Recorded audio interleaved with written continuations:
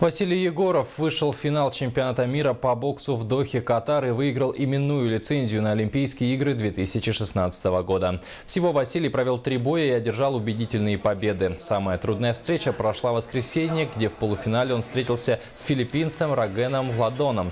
Все судьи за 3 раунда победу присудили якутскому боксеру. Главный тренер сборной команды России, олимпийский чемпион Александр Лебзяк, прокомментировал спортивным агентством, что Ладон – это боксер, силовик с хорошей физической подготовкой, поставленным ударом.